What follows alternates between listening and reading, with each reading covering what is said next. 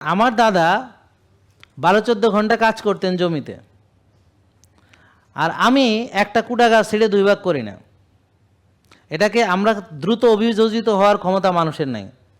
এত দ্রুত জিন চেঞ্জ হয়ে যায় না, জিন অ্যাডাপ্টেশনের সময় লাগে। আমরা কেন রুগী হলাম? কারণ আমরা 12-14 ঘন্টা কাজ কাম করার লোক, আমরা এক পুরুষের ভিতরেই আমরা এখন কোনো কাজকামই করি না।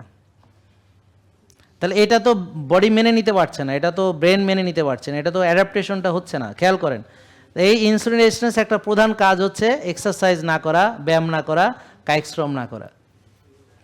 তারপরে ওনারা 2 বেলা খেত। খেয়াল করেন, গ্রামের মানুষ এখনও 2 বেলা খায়, অনেকে আছে, বহু লোক আছে এখনও 2 বেলা খায়, গ্রামে বহু লোক আছে। বিশেষ করে যারা কামলা দিতে আসে, ওরা সকালে একবার খায়, ফজরের নামাজ পড়ে আগে জমিতে যায়, কাজ টাজ করে এসে একটা খাওয়া দেয় 1-1.5 গামলা করে, তারপরে আবার সারাদিন কাজ করে আরেকটা খাওয়া দেয়, দুপুরে কোনো খাওয়া নাই।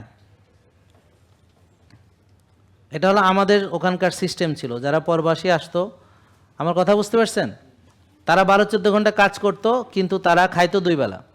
তাহলে কোন খাবারটা খাইতো? ওই যে ক্ষেতের তৈরি ডাল, ক্ষেতের ধান থেকে তৈরি যে ঢেকি ছাড়া চাল, আর হচ্ছে যে এরকম ওই আলু ভর্তা, ডাল আর মরিচ ডলা দিয়েই খাইয়ে ফেলতো গামলার পর গামলা। আর মাছ মাংস ছিল সোনার হরিণের মতো, মাছ মাংস অতটা পাইতো না, খুব বেশি হলে একটা ডিম পাইলে পাইতো, কিন্তু মাছ মাংস খুব একটা পাইতো না। তো এখন মূল কথা হলো 2 বেলা খাওয়ার থেকে আমরা 6 বেলা খাওয়ায় উন্নতি হয়েছে। তাহলে ইনসুলিন রেজিস্ট্যান্স হচ্ছে বেশি খাওয়ার কারণে।